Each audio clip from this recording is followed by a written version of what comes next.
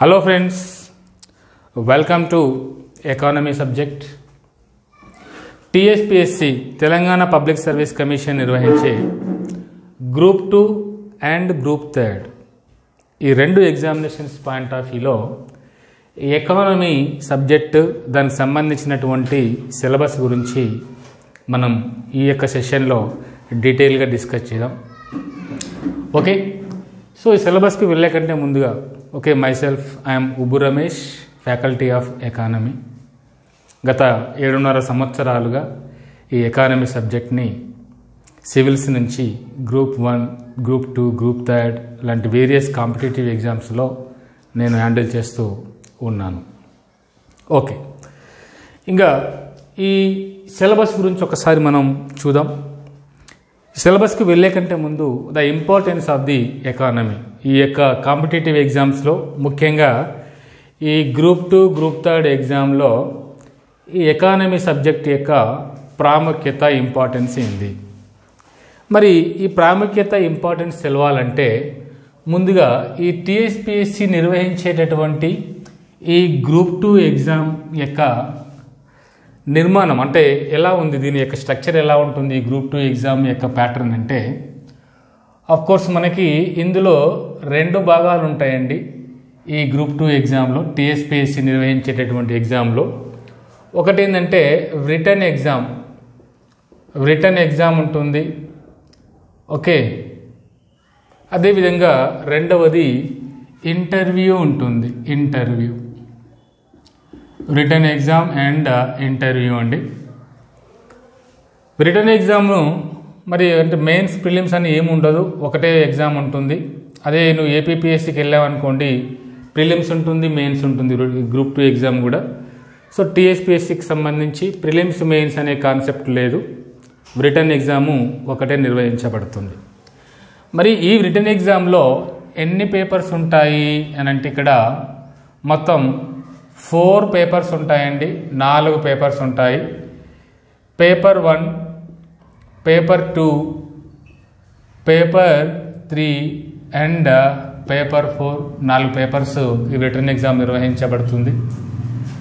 మరి పేపర్ 1 అంటే general studies, GS అనమాట, జనరల్ స్టడీస్. దీంట్లో అన్ని జనరల్ స్టడీస్ సబ్జెక్ట్స్ ఉంటాయి. అంటే కరెంట్ అఫైర్స్ కానించి international relations, physics, chemistry, biology, general English, general maths, అదేవిధంగా పాలిటీ, హిస్టరీ, ఎకానమీ అన్నీ కూడా ఇందులో ఈ పేపర్ 1లో ఉంటాయి. ఇది 150 మార్క్స్కి ఉంటుంది. ఓకే, సో 150 మార్క్స్, టైం కూడా 150 మినిట్స్ ఉంటుంది.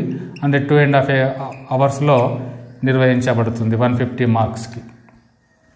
అదేవిధంగా పేపర్ 2 వచ్చామనుకోండి, పేపర్ 2లో కూడా మరి మనకి 3 రకాల సబ్జెక్ట్స్ ఇందులో కనబడతాయి. ఒకటి చరిత్ర, హిస్టరీ, అదేవిధంగా రెండవది పాలిటీ, అదేవిధంగా సొసైటీ ఇష్యూస్ అంటే సమాజము, నిర్మాణము, అదేవిధంగా సమాజంలో ఉన్నటువంటి సమస్యలు. సింపుల్గా దీన్ని సోషాలజీ అని చెప్పేసి మనం టీఎస్పీఎస్సీ సంబంధించినటువంటి సోషాలజీగా భావిస్తూ ఉంటారు. వాస్తవానికి ఇది ఎగ్జాక్ట్ సోషాలజీ కాదు, కానీ జస్ట్ సమాజం నిర్మాణము, సమాజంలో కరెంట్గా ఉన్నటువంటి ఇష్యూస్ ఏంటి, ఇవన్నీ కూడా ఇక్కడ 3 భాగాలుగా ఈ పేపర్ 2 ఉంటుంది. ఇకపోతే పేపర్ 3, ఈ పేపర్ 3 అనేది కంప్లీట్గా ఎకానమీ, దీనినే తెలుగులో ఆర్థిక వ్యవస్థ అని అంటాము. ఎకానమీ, ఆర్థిక వ్యవస్థ. ఈ ఎకానమీ కూడా ఇక్కడ ఇది 150 మార్క్స్కి ఉంటుంది. పేపర్ 3. పేపర్ 2 కూడా ఎన్ని మార్క్స్ అంటే 150 మార్క్స్. ఇది కూడా 150 మార్క్స్కి ఉంటుంది ఎకానమీ. ఇంకా పేపర్ 4 అంటే తెలంగాణ ఉద్యమం. ఇంకా సార్ ఇంకా డీటెయిల్గా చెప్తారు దీని గురించి, జస్ట్ మనం ఒక ఓవర్వ్యూ మాత్రమే చూస్తున్నాము. ఇది కూడా 150 మార్క్స్కి ఇక్కడ ఉంటుందన్నమాట. ఓకే, సో ఈ రకంగా రిటన్ ఎగ్జామ్ అనేది 4 పేపర్స్కి నిర్వహించబడుతుంది. ప్రతి పేపర్ 150 మార్కులకి నిర్వహించబడుతుంది.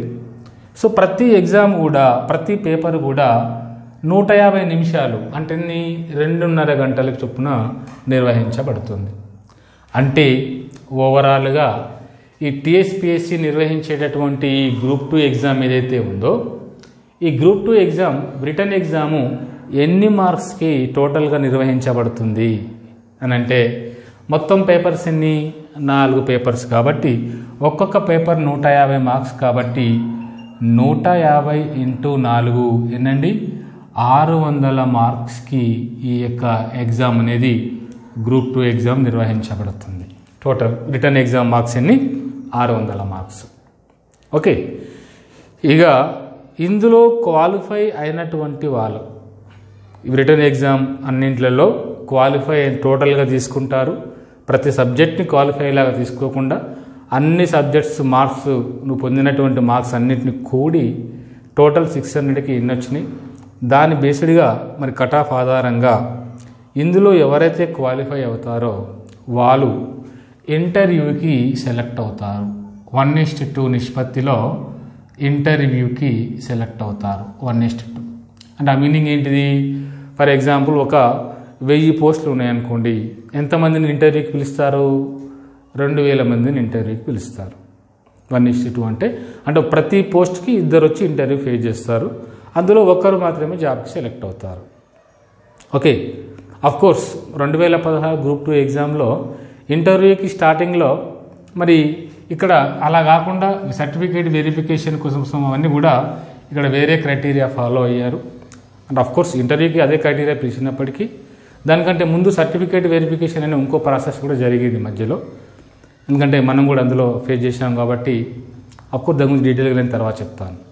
ఓకే, ఎనీవేస్ ఇక్కడ మన ఫోకస్ ఏంటంటే ఇక్కడ రిటర్న్ ఎగ్జామ్ అనేది 600 మార్క్స్కి నిర్వహించబడింది. ఇంకా పోతే ఇంటర్వ్యూ అనేది 75 మార్క్స్కి నిర్వహించబడింది. 75 మార్క్స్కి నిర్వహించబడింది. సో రిటర్న్ ఎగ్జామ్ 600 మరి ఇంటర్వ్యూ 75 మొత్తం ఎంత అండి? 675 మార్క్స్కి మరి తెలంగాణ పబ్లిక్ సర్వీస్ కమిషన్ నిర్వహించేటటువంటి ఈ గ్రూప్ 2 ఎగ్జామ్ అనేది నిర్వహించబడుతుంది. ఈ 675 మార్కులకి నువ్వు పొందినటువంటి మార్కులను బట్టి నీకు పోస్ట్ అనేది అలాట్ అవుతుంది, నీ యొక్క ర్యాంక్ అనేది డిసైడ్ అవుతుంది. ఇది ఓవరాల్గా ఈ టీఎస్పీఎస్సీ గ్రూప్ 2 ఎగ్జామ్ నిర్వహించేటటువంటి మరి ఈ గ్రూప్ 2 ఎగ్జామ్కి సంబంధించినటువంటి రిటర్న్ ఎగ్జామ్ మరియు ఇంటర్వ్యూ. ఓకే, మరి సరే ఇంటర్వ్యూలో ఎన్ని మార్క్స్ వస్తాయి మ్యాక్సిమంగా? మొన్న 2016లో జరిగినటువంటి గ్రూప్ 2 2016 నవంబర్లో జరిగింది కదా గ్రూప్ 2 ఎగ్జామ్. మరి వీళ్ళకు కూడా ఇంటర్వ్యూ కండక్ట్ చేశారు. ఓకే, మరి 2019లో వీళ్ళకి అలాట్మెంట్ కూడా చేశారు. చివరికి 2020 ఫిబ్రవరిలో వీళ్ళకి ట్రైనింగ్ కూడా స్టార్ట్ అయింది. మరి వీళ్ళని చూసుకుంటే మరి వీళ్ళ మార్క్స్ కేటగరైజేషన్ ఎలా వచ్చిందో, ఒక్కొక్కరికి టాప్ మార్క్స్ ఎవరున్నారు, ఎన్ని మార్క్స్ ఏ సబ్జెక్ట్లో ఎన్ని టాప్ మార్క్స్ వచ్చినాయి, ఎంతవరకు వాళ్ళు వెళ్ళారు, ఇంటర్వ్యూలో ఎంతవరకు వాళ్ళకి మార్క్స్ వచ్చినాయి, 75కి హైయెస్ట్ పడ్డటువంటి మార్కులు ఎన్ని, ఇవన్నీ కూడా మనం ముందు డిస్కస్ చేద్దాం. Okay, let us focus our ఓకేనా డిస్కషన్ లిమిటెడ్ టు సిలబస్. ఇక్కడ written exam 600 marks, interview 75 marks, total 675 marks. Okay, మరి ఇందులో ఇప్పుడు మన యొక్క ఇంపార్టెన్స్ ఏంటంటే ఎకానమీ. సో మన ఇప్పుడు సబ్జెక్ట్ అనేది ఎకానమీ కాబట్టి ఈ ఎకానమీకి సంబంధించినటువంటి ప్రాముఖ్యత ఏంది ఇక్కడ మీకు ఆల్రెడీ దీని ద్వారానే అర్థమై ఉంటుంది. కేవలం ఎకానమీ సబ్జెక్ట్ ఒక్కటే ఇక్కడ ఎన్ని మార్క్స్ కలిగి ఉంది? సపరేట్ పేపర్ కలిగి ఉన్నది. మరి 150 మార్కులకి ఇక్కడ ఎకానమీ సబ్జెక్ట్ అనేది ఉన్నది ఇక్కడ. దాంతో పాటుగా జనరల్ స్టడీస్లో కూడా మరి ఎకానమీ నుంచి క్వశ్చన్స్ వస్తాయి కాబట్టి ఇక్కడి నుంచి కూడా ఒక 10 నుంచి 15 మధ్యలో ఎకానమీ నుంచి క్వశ్చన్స్ వచ్చేటటువంటి అవకాశం ఇక్కడ ఉన్నది. అంటే ఓవరాల్గా ఈ యొక్క ఎగ్జామ్లో ఎకానమీ యొక్క ఇంపార్టెన్స్ ఏంది? ఎకానమీ అంటే ఆర్థిక వ్యవస్థ అంటాము తెలుగులో. ఈ ఆర్థిక వ్యవస్థ సబ్జెక్టు ఎకానమీ అనే సబ్జెక్టు నుంచి మనం మినిమం 160 మార్క్స్ నుంచి మరి సమ్ టైమ్ 165 మార్క్స్ వరకు మనం ఈ ఎకానమీ సబ్జెక్ట్ నుంచి వస్తున్నాయి ఎక్కడ గ్రూప్ 2 ఎగ్జామినేషన్ పాయింట్ ఆఫ్ వ్యూలో. ఓకే, అంటే రిటర్న్ ఎగ్జామ్ టోటల్ 600 మార్క్స్ అయితే అందులో 160 నుంచి 165 మార్క్స్ ఈ ఎకానమీ సబ్జెక్ట్ అనేది కలిగి ఉన్నది. ఇది first priority. Economy subject group 2 ఎగ్జామ్లో దీని యొక్క ఇంపార్టెన్స్ ఏంటంటే ఇందులో మొట్టమొదటి ఇంపార్టెన్స్ అది. ఇకపోతే రెండవ ఇంపార్టెన్స్ ఏంది ఇక్కడ ఎకానమీ అని అంటే, ఈ ఎకానమీ సబ్జెక్ట్ అనేది కొంచెం కాంప్లికేటెడ్ సబ్జెక్ట్. ఇది కాంప్లికేటెడ్. అదేవిధంగా ఇంకోటి ఏంటంటే dry subject economy, dry subject. ఇంకోటి ఏంటంటే డాటా ఎక్కువగా ఉంటుంది. కాబట్టి దీనిని బైహార్డ్ చేయడం, మగ్గప్ చేయడం అనేది చాలా కష్టంగా ఉంటుంది. కాబట్టి డాటా ఎక్కువగా ఉంటుంది. Dry subject. ఇప్పుడు హిస్టరీ ఉన్నదనుకోండి, పలానా అశోకుడు కళింగ యుద్ధం ఎట్లా చేశాడు, ఓకేనా, లేకుంటే పలానా మరి కుతుబ్ షాహీలు కానీ, లేకుంటే మొఘల్స్ కానీ, ఢిల్లీ సుల్తాన్స్ కానీ, వాళ్ళ గురించి మంచి మంచి బ్యూటిఫుల్ స్టోరీస్ ఉంటాయి. కాబట్టి వాటి గురించి ఇంటా ఉంటే ఇంట్రెస్ట్ వస్తూ ఉంటుంది. ఆ స్టోరీస్ ఆధారంగా వాటిని గుర్తుపెట్టుకునే అవకాశం మనకు ఉంటుంది అక్కడ. ఈవెన్ పాలిటీ తీసుకున్నా కూడా, కానీ ఇప్పుడు పాలిటీ అంటే మన చుట్టూ జరిగే సొసైటీలో జరిగేటటువంటి అంశాలు పాలిటీలు ఉంటాయి. ఇప్పుడు ప్రభుత్వం ఉన్నది, ప్రభుత్వం ఎలా పరిపాలిస్తుంది, ఎలక్షన్స్ ఎలా జరుగుతాయి, రాష్ట్రపతి ఏంటి, గవర్నర్ ఏంటి, కేంద్ర ప్రభుత్వం ఏంటి, అంటే పార్లమెంట్ ఏంటి, శాసనసభ ఏంటి, ఎన్నికల సంఘం ఏంది, న్యాయ వ్యవస్థ ఏంది, న్యాయ వ్యవస్థ, ఓకే, అంటే శాసన వ్యవస్థ, కార్యనిర్వాహక వ్యవస్థ, న్యాయ వ్యవస్థ, వీటికి సంబంధించినటువంటి ప్రతి అంశాన్ని మనం రోజు న్యూస్ పేపర్లలో, టీవీలలో, ఫ్రెండ్స్తో డిస్కషన్స్లో ఓకే వింటూనే ఉంటాం. కాబట్టి ఇది కూడా డైలీ మన లైఫ్తో అనుసంధానమై ఉంది. కాబట్టి పాలిటీ కూడా బోర్ కొట్టదు, వినాలంటే వింటా ఉంటే వినాలని అనిపించేటటువంటి సబ్జెక్టు. మరి ఎకానమీ ఏందండి? ఎకానమీ అనగానే ఆడమ్ స్మిత్, ఓకేనా, లేకుండా రాగ్నార్ నర్క్స్ ఏం చెప్పాడు, ఓకే, కారల్ మార్క్స్ ఏం చెప్పాడు, కారల్ మార్క్స్ వృద్ధి సిద్ధాంతాలు ఎలా ఉన్నాయి, జాతీయ ఆదాయం అంటే ఏంటి, ఇలాంటి టాపిక్స్ అందులో ఉంటాయి. అవి మనం ఎప్పుడు వినం డైలీ లైఫ్లో. ప్లస్ వాటిని గుర్తుపెట్టుకోవడానికి హిస్టరీ లాగా ఒక స్టోరీ లాంటి కాన్సెప్ట్ ఉండదు అందులో కదా. కాబట్టి ప్లస్ దీంట్లో మేజర్గా కాన్సెప్ట్స్ ఉంటాయి. ఆ యొక్క కాన్సెప్ట్ లాజిక్ అనేది నువ్వు అర్థం చేసుకోవాలి. మరి లాజిక్ అనేది మరి అర్థం చేసుకోవడం ఒక్కోసారి కొన్ని పాయింట్స్ అర్థం కావు, ఆ లాజిక్ అనేది ఆ యొక్క కాన్సెప్ట్ అనేది అర్థం కాదు. కాబట్టి కాంప్లికేటెడ్గా ఉంటుంది, ఓకే, ఇంట్రెస్టింగ్గా ఉండదు. కాబట్టి డ్రై సబ్జెక్టు. ప్లస్ డాటా ఉంటుంది, ఓకే. 2011 జనాభా లెక్కల ప్రకారం దేశంలో అక్షరాస్యత శాతం ఎంత, స్త్రీ పురుష నిష్పత్తి ఎంత, పట్టణ జనాభా ఎంత, తెలంగాణ రాష్ట్రంలో పట్టణ జనాభా ఎక్కువగా కలిగినటువంటి జిల్లా ఏది, ఓకే. మరి అదేవిధంగా 2017-18 ప్రకారం భారతదేశం యొక్క జీడిపి ఎంత, ఇందులో మరి నామమాత్రపు జీడిపి ఎంత, నిజ జాతీయ ఆదాయం ఎంత, ఇలా డేటా ఓరియంటెడ్గా ఈ సబ్జెక్ట్ ఉన్నది. లేదంటే ప్రధానమంత్రి జీవన జ్యోతి బీమా యోజన అనే పథకము ఎప్పుడు ప్రారంభమైంది? Option A 2015 May 9, option B 2014 April 10, option C 2017 June 1, అదేవిధంగా ఆప్షన్ డి 2018 జూలై 13. ఇలా డేట్స్ ఉన్నాయి. మరి ఈ డేట్స్ ఎన్నని గుర్తుపెట్టుకోవటం? ఇక్కడ ప్రధానమంత్రి జీవన జ్యోతి బీమా యోజన ఒకటే లేదు కదా, ఆమ్ ఆద్మీ బీమా యోజన ఉంది, జనశ్రీ బీమా యోజన ఉంది, ప్రధానమంత్రి సురక్ష బీమా యోజన ఉంది, ఆయుష్మాన్ భారత్ ఉంది. ఇవి కేవలం ఆరోగ్యానికి సంబంధించినటువంటి పథకాలు. మరి అదేవిధంగా రోడ్ డెవలప్మెంట్ పథకాలు ఉన్నాయి, గృహ నిర్మాణ పథకాలు ఉన్నాయి, విద్యా సంబంధమైన పథకాలు ఉన్నాయి, అర్బనైజేషన్కి సంబంధించిన పథకాలు ఉన్నాయి, గ్రామీణ అభివృద్ధికి సంబంధించిన పథకాలు ఉన్నాయి, స్త్రీల పథకాలు, పిల్లల పథకాలు, అదేవిధంగా సామాజిక భద్రతకు సంబంధించినటువంటి పథకాలు, ఆహార భద్రతకు సంబంధించినటువంటి పథకాలు, ఇలా కొన్ని వందల పథకాలు 1951 నుంచి లేటెస్ట్గా 2020 వరకు అటు కేంద్ర ప్రభుత్వం కానీ ఇటు రాష్ట్ర ప్రభుత్వాలు కానీ డిజైన్ చేస్తూనే ఉన్నాయి. అవి మన ముందుకు వస్తూనే ఉన్నాయి, వాటిని మనం చదువుతూనే ఉన్నాం, ఎగ్జామ్స్లో వస్తూనే ఉన్నాయి. ఇవన్నీ కూడా ఎకానమీలో ఉంటాయి. అందుకని ఒక సగటు విద్యార్థి సగటున కాంపిటేటివ్ ఎగ్జామ్స్ అంటే గ్రూప్ 2 లాంటి ఎగ్జామ్స్ ప్రిపేర్ అయ్యేటటువంటి ఒక సగటు గ్రామీణ విద్యార్థి ఎకానమీ సబ్జెక్ట్ అనగానే దాన్ని చూసి భయపడేటటువంటి పరిస్థితి కొంతవరకు ఇక్కడ అవకాశం ఉన్నది. అఫ్కోర్స్ స్టార్టింగ్ నుంచి కూడా మీరు ఎవరైతే ఈ గ్రూప్ 2, గ్రూప్ 1 ఎగ్జామ్స్ క్రాక్ చేశారో, సివిల్స్ క్రాక్ చేశారో వాళ్ళని అడిగినా కూడా మెజారిటీ ఆఫ్ ద పీపుల్ ఏం చెప్తారంటే నిజంగా ర్యాంక్ కొట్టిన వాళ్ళు అట్లా చెప్తారా చెప్పారని తర్వాత ముచ్చట, కానీ ప్రిపేర్ అయ్యేవాళ్ళు గత కొన్ని సంవత్సరాలుగా ప్రిపేర్ అయ్యేవాళ్ళు ఏం చెప్తారంటే economy subject the most complicated subject of the group 2 subjects, very tough, data oriented, very dry subject, very complicated, hundreds of schemes ఉంటాయి, వాటిని గుర్తుపెట్టుకోవాలి, చాలా కష్టం.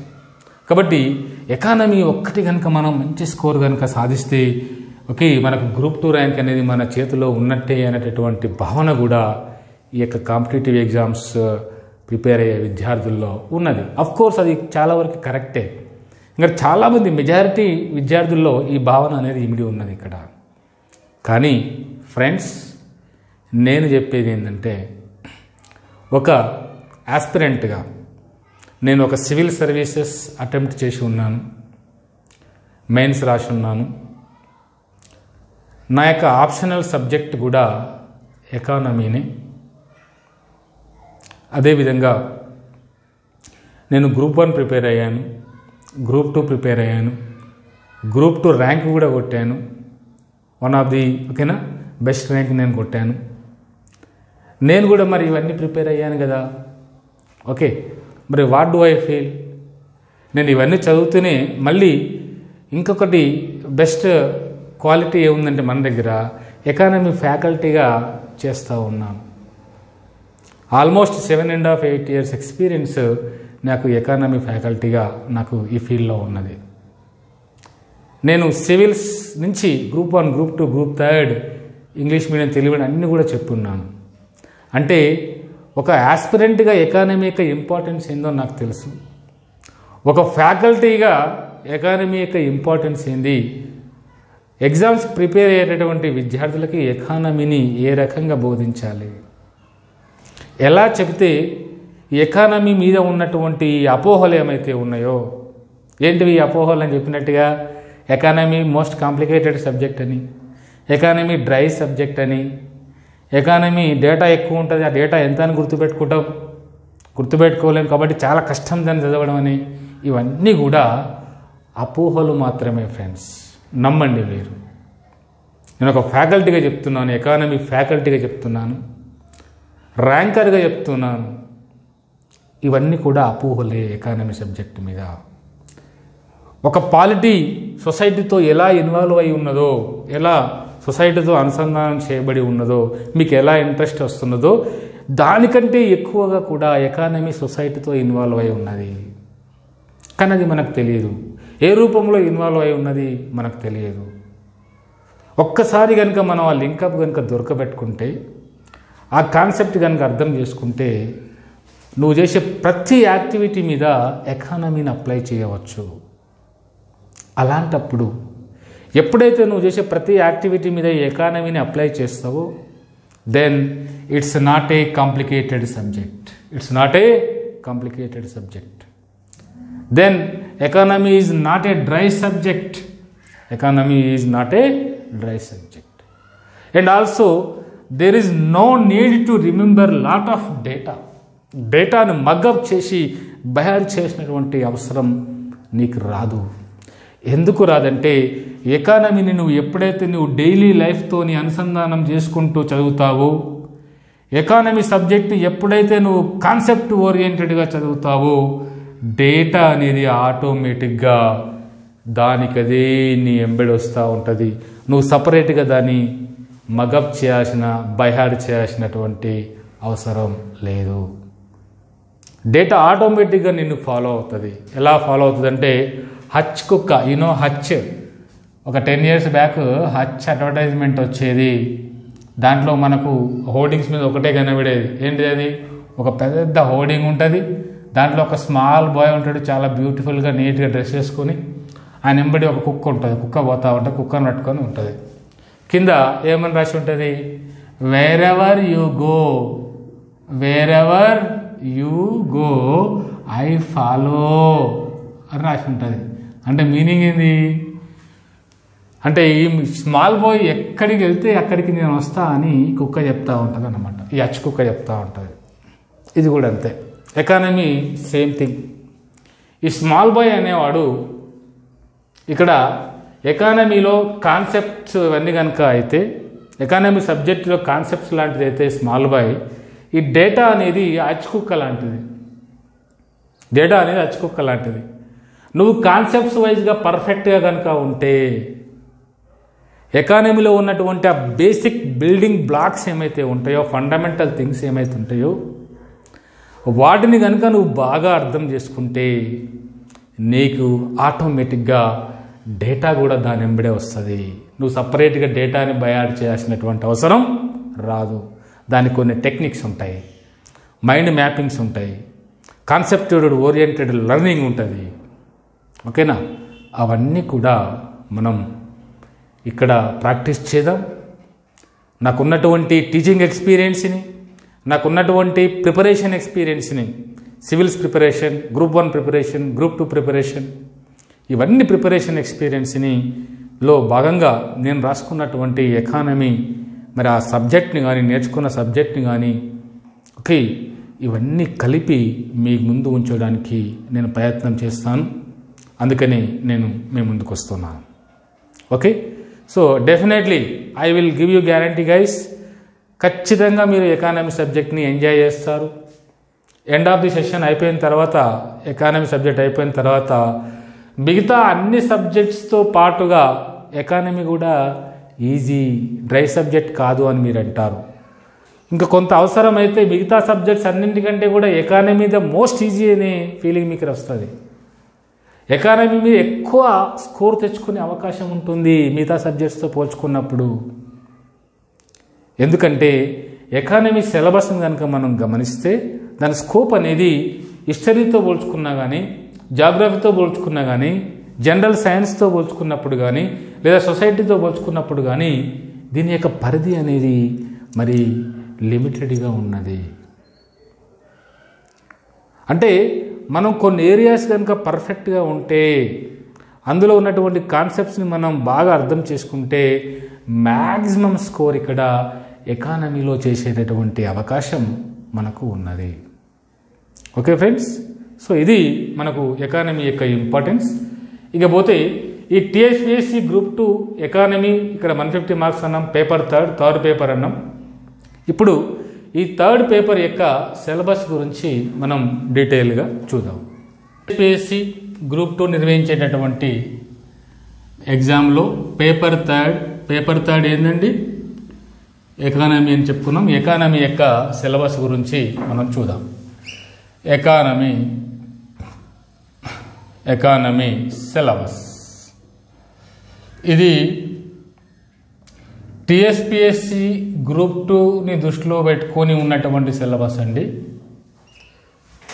ఎందుకంటే ఇప్పుడు ఏపీపీఎస్సీ ఉన్నదనుకోండి, ఏపీపీఎస్సీ గ్రూప్ 2 సిలబస్ మళ్ళీ కంప్లీట్ డిఫరెంట్ ఉన్నది టీఎస్పీఎస్సీ గ్రూప్ 2 సిలబస్తో పోల్చుకున్నప్పుడు. ఓకే, ఎందుకంటే ఇప్పుడు ఏపీపీఎస్సీ సిలబస్ కనుక తీసుకుంటే అందులో ఎకానమీ సబ్జెక్టులో చాలా కోర్ చాప్టర్స్ ఏమైతే ఉన్నాయో అవి చాలా ఇన్వాల్వ్ అయి ఉన్నాయి అక్కడ. కానీ టీఎస్పీఎస్సీ 2014 తర్వాత వీళ్ళు సిలబస్ని రివైజ్ చేసి ఇచ్చారు. మరి ఆ సిలబస్ అనేది డిఫరెంట్గా ఉన్నది. ఇది only TSPSC group 2 point of వ్యూలో చెప్పేటటువంటి సిలబస్. అఫ్ కోర్స్ ఇదే సిలబస్ టీఎస్పీఎస్సీ గ్రూప్ 3 కూడా అదే సిలబస్ ఉన్నది. బట్ డెప్త్నెస్ అనేది తగ్గొచ్చు. సిలబస్ మాత్రం అదే ఫ్రేమ్ ఇచ్చాడు, అదే యాజ్ ఇట్ ఈజ్గా ఇచ్చాడు. ఓకే, ఇప్పుడు మరి ఈ ఎకానమీ సిలబస్ని ఎలా డిజైన్ చేశారు మరి అంటే, వాస్తవానికి ఈ ఎకానమీ సిలబస్ని 3 పార్ట్స్గా విడగొట్టారు టీఎస్పీఎస్సీ గ్రూప్ 2లో. ఓకే, ఎన్ని పార్ట్స్ విడగొట్టారు? 3 పార్ట్స్. పార్ట్ 1, అదేవిధంగా పార్ట్ 2, అదేవిధంగా పార్ట్ 3, ఇలా 3 పార్ట్స్గా విడగొట్టారు ఈ ఎకానమీ సిలబస్ని. మరి పార్ట్ 1 అంటే దీంట్లో ఏముంది అంటే, దిస్ ఈజ్ ఇండియన్ ఎకానమీ, అంటే భారతదేశ ఆర్థిక వ్యవస్థ, ఇండియన్ ఎకానమీ. పార్ట్ 2 అంటే ఏముందంటే తెలంగాణ ఎకానమీ. పార్ట్ 2లో Telangana economy, Telangana economy. Part 3 వచ్చేసి అభివృద్ధి మార్పులు, అభివృద్ధి మరి డెవలప్మెంట్, మార్పులు, సమస్యలు అనేటటువంటి కాన్సెప్ట్ ఇక్కడ పార్ట్ 3లో ఉన్నది. ఓకే, సో మొత్తం 3 పార్ట్స్ ఉన్నాయి ఇక్కడ. మరి ఈ పార్ట్ 1 కంప్లీట్గా ఇండియన్ ఎకానమీకి సంబంధించింది. పార్ట్ 2 కంప్లీట్గా తెలంగాణ ఎకానమీకి సంబంధించింది. పార్ట్ 3 ఇది కూడా కంప్లీట్గా ఇండియన్ ఎకానమీకి సంబంధించింది. ఇది కూడా this is also Indian economy, but most dynamic అన్నమాట. డైనమిక్ అంటే చాలా మార్పులు చెందుతూ ఉన్నటువంటి టాపిక్ ఇది. అప్పుడు దీంట్లో సబ్ టాపిక్స్ అవన్నీ కూడా మనం డీటెయిల్గా చూపిస్తాము. ఓకేనా? సో ఎకానమీ సిలబస్ని ఎన్ని పార్ట్స్గా విడగొట్టారమ్మా? 3 పార్ట్స్. Part 1, part 2, part 3. ఇది నేను విడగొట్టేది కాదు, టీఎస్పీఎస్సీ ఇచ్చినటువంటి సిలబస్లో యాజ్ ఇట్ ఈజ్గా ఉన్నది.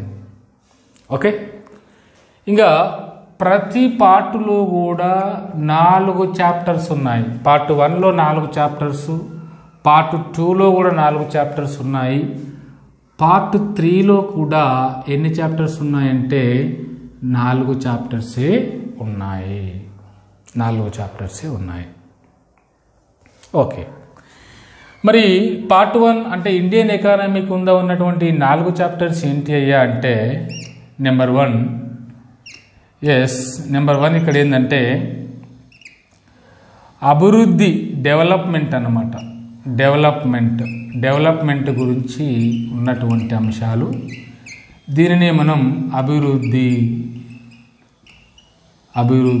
అని చెప్తాము. అదేవిధంగా వృద్ధి సిద్ధాంతాలు, గ్రోత్ థియరీస్ అంటారు వీటిని ఇంగ్లీష్లో. వృద్ధి సిద్ధాంతాలు, దీని నుంచి అభివృద్ధి అనే కాన్సెప్ట్ వస్తుంది. ఇది మేజర్గా దీంట్లో ఉన్నటువంటి ఫస్ట్ చాప్టర్. ఇక 2వ చాప్టర్ వచ్చామనుకోండి, 2వ చాప్టర్లో ఏముందంటే వృద్ధి మాపనలు, అంటే వృద్ధి మాపనలు లేదా కొలమానాలు అని అంటాడు. ఈ వృద్ధి మాపనలని చెప్తూ దీంట్లో మేజర్గా ఏమిచ్చాడంటే జాతీయ ఆదాయం, నేషనల్ ఇన్కమ్ అనేటటువంటి కాన్సెప్ట్ ఇక్కడ సెకండ్ చాప్టర్స్లో ఇచ్చాడు. ఓకే, జాతీయ ఆదాయం. మళ్ళీ జాతీయ ఆదాయంలో చాలా సబ్ టాపిక్స్ ఉన్నాయి. రైట్, జాతీయ ఆదాయ భావనలు, జాతీయ ఆదాయం మరి కొలిచే పద్ధతులు, ఆదాయ చక్రీయ ప్రవాహాలు.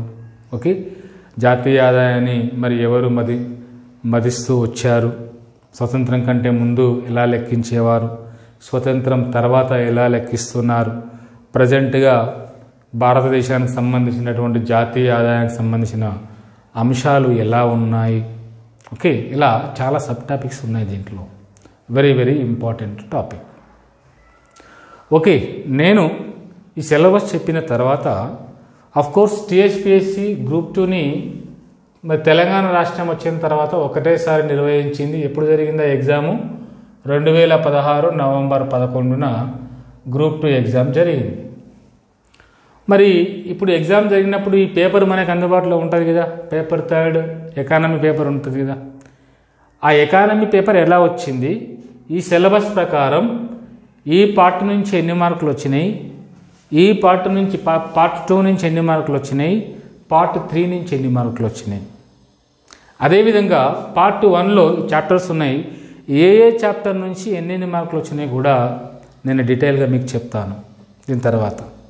దాని ద్వారా మనకి ఏమైందంటే సిలబస్ మీద ఒక మంచి అవగాహన వచ్చే అవకాశం ఉంటుంది.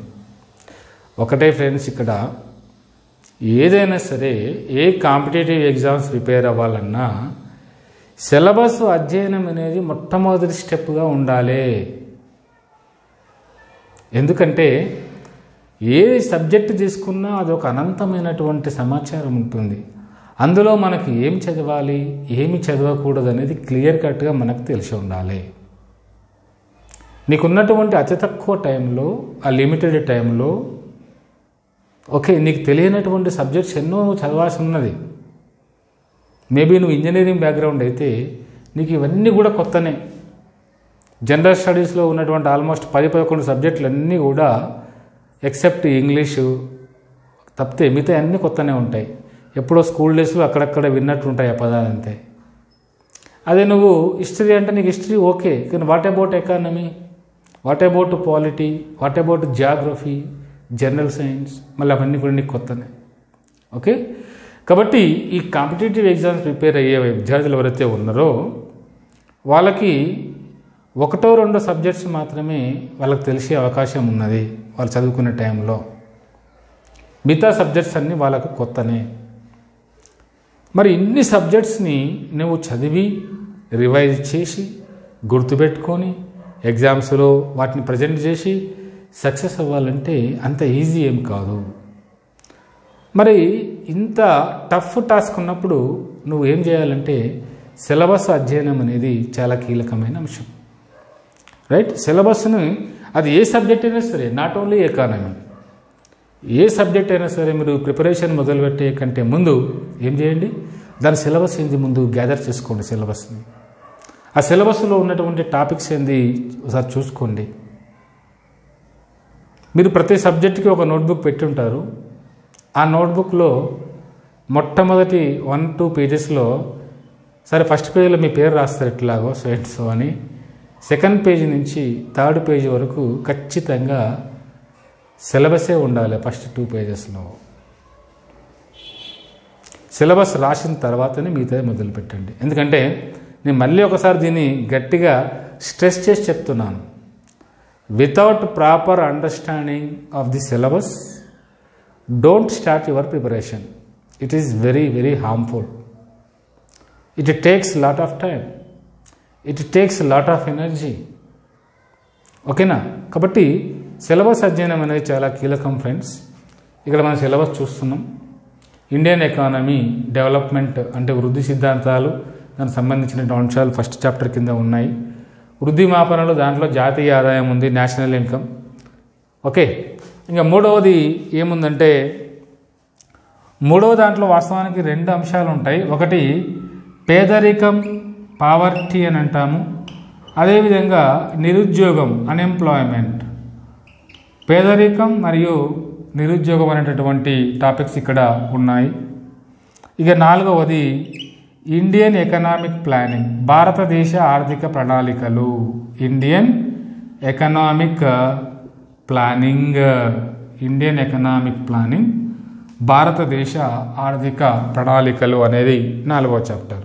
అంటే సింపుల్గా 1951 నుంచి 2017 వరకు పంచవర్ష ప్రణాళికలు ప్రవేశపెట్టాం. వార్షిక ప్రణాళికలు ఉన్నాయి, అందులో నిరంతర ప్రణాళికలు ఉన్నాయి. 1951 కంటే ముందు కూడా భారతదేశంలో ప్రణాళికల గురించి కొంత కృషి జరిగింది. అవన్నింటి గురించి డీటెయిల్గా మనం ఇక్కడ చెప్తూ, దాంతోపాటుగా 2017 నుంచి నీతి ఆయోగ్ ఆధ్వర్యంలో దీర్ఘదర్శి ప్రణాళికలు ప్రారంభించబడ్డాయి దేశంలో. ఆ దీర్ఘదర్శి ప్రణాళికల గురించి కూడా, నీతి ఆయోగ్ యొక్క ఇంపార్టెన్స్ గురించి కూడా డీటెయిల్గా మనం ఇక్కడ చదవాలి. అంటే కంప్లీట్గా పంచవర్ష ప్రణాళికలను ఇన్డెప్త్గా చదివి నీతి ఆయోగ్ దాని పూర్వోత్తరాలు, అది రావడానికి గల కారణాలు, దాని నిర్మాణము, అది వచ్చిన తర్వాత మరి ప్రణాళికలలో చోటు చేసుకున్నటువంటి మార్పులు, నీతి ఆయోగ్ కేవలం ప్రణాళికల రచన అమలు వరకే పరిమితమై ఉన్నదా, లేకుంటే ఇతర అంశాలలో కూడా ప్రభుత్వాలకు సరి అయినటువంటి సూచనలు సలహాలు ఇస్తూ అది ఒక థింక్ ట్యాంక్గా పనిచేస్తూ అది చేసే ఎకానమీ డెవలప్మెంట్లో నీతి ఆయోగ్ యొక్క పాత్ర గురించి మనం డీటెయిల్గా చదవాలి. ఎందుకంటే that is the latest burning topic కాబట్టి. ప్రీవియస్గా దీనిపైన ఎన్నో క్వశ్చన్స్ వచ్చినాయి, మనం చూస్తాం ఇప్పుడు. ఓకే, సో ఇది ఇండియన్ ఎకానమీకి సంబంధించినటువంటి 4 చాప్టర్స్ పార్ట్ 1లో ఏమేమి ఉన్నాయి. ఓకే, డెవలప్మెంట్ అంటే సింపుల్గా వృద్ధి సిద్ధాంతాలండి. ఫస్ట్ చాప్టర్ మొత్తం కూడా వృద్ధి సిద్ధాంతాల గురించి చెప్తుంది. మరి ఏంటి వృద్ధి సిద్ధాంతాలు? వృద్ధి అంటే ఏంది అసలు? అభివృద్ధి అంటే ఏమిటి? సిద్ధాంతాలు ఎందుకు వచ్చినాయి? వృద్ధి సిద్ధాంతాలు మరి ఎవరెవరు ఏ సిద్ధాంతం చెప్పారు అంటే సింపుల్గా ఇక్కడ ఏం చెప్తామంటే, జనరల్గా ఇవన్నీ అర్థం కావాలంటే ముందు నీకు ఎకానమీ బ్యాక్గ్రౌండ్కి వెళ్ళిపోవాలంటే వాట్ ఈజ్ ఎకానమీ అనే కాన్సెప్ట్ నీకు తెలవాలి. సింపుల్గా ఎకానమీ అంటే ఓకే, మానవుడి అవసరాలను సంతృప్తిపరిచే శక్తి ఉన్నటువంటి వస్తు సేవలకు సంబంధించిన అధ్యయనం. ఇక్కడ it is the study of goods and services economy అంటే. మరి ఇక్కడ అంటే వస్తువులు మరియు సేవలకు సంబంధించినటువంటి అధ్యయనం ఎకానమీ అని చెప్పొచ్చు సింపుల్గా. మరి ఈ ఎకానమీయే వస్తు సేవలు అనేటటువంటి విధంగా తయారైంది.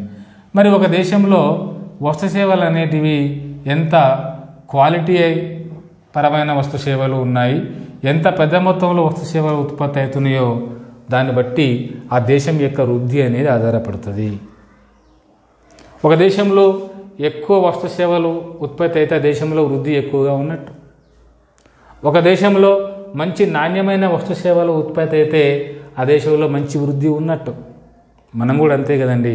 ఒక వ్యక్తిని బాగా ధనవంతుడు మంచిగా బతుకుతున్నాడని దేని బట్టి మనం చెప్తాము? దేని బట్టి చెప్తాం చెప్పండి? ఆయన ఉపయోగించే వస్తువులను బట్టి. ఆయన ఎంత కాస్ట్లీ వాడుతున్నాడు, ఎంత కాస్ట్లీ ఫోన్ వాడుతున్నాడు, ఐఫోనా, శాంసంగా, లేకుంటే నార్మల్ మరి ఏంది నోకియా లాంటి డబ్బా ఫోన్ వాడుతున్నాడా, దాన్ని బట్టి ఆయన యొక్క ఇంపార్టెన్స్ ఉంటుంది. ఆయన ఎలాంటి బట్టలు వేసుకున్నాడు, ఎలాంటి వాచ్ పెట్టుకున్నాడు.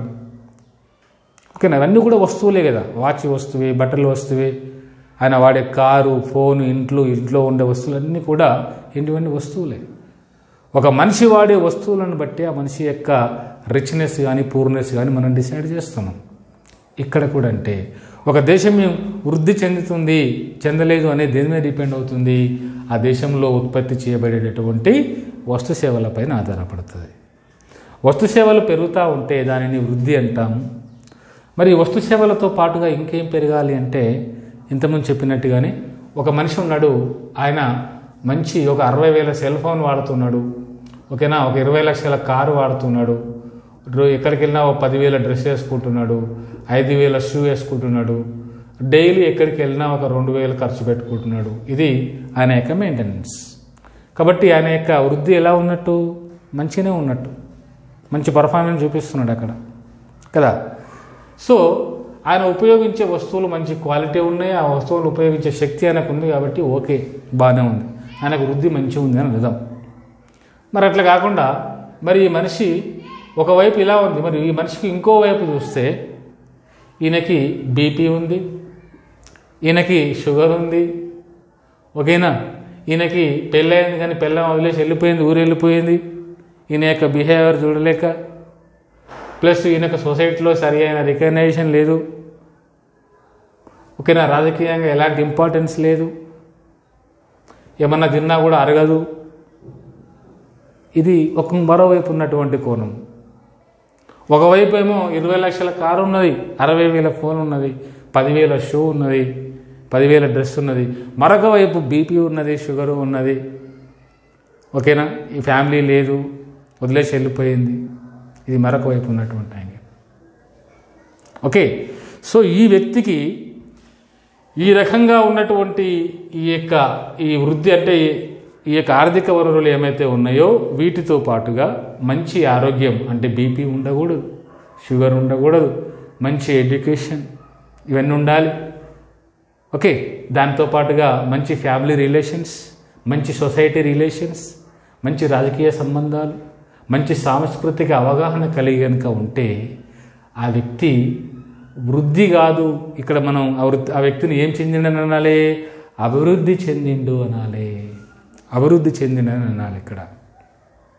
ఓకే, వృద్ధి అంటే కేవలం డబ్బును దృష్టిలో పెట్టుకొని చెప్తుంది.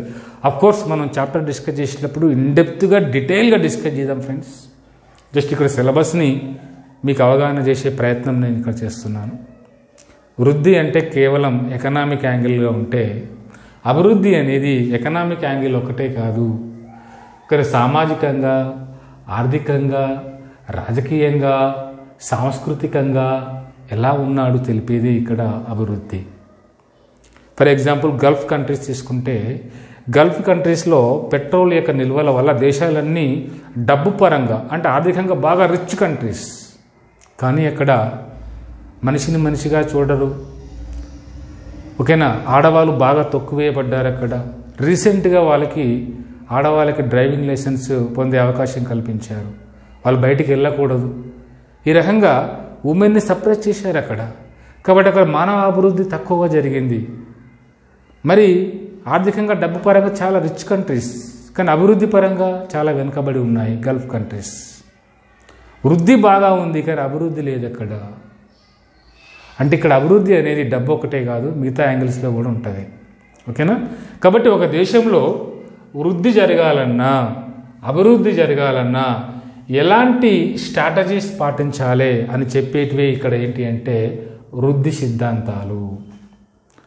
వేరువేరు ఎకనామిస్టులు ఉన్నారు, ఆర్థికవేత్తలు ఉన్నారు, like Karl Marx, Ragnar Marx, Amartya Sen, Gautam Mathur, ఇలాంటి చాలామంది నేషనల్ ఇంటర్నేషనల్ ఎకనామిస్టులు ఉన్నారు.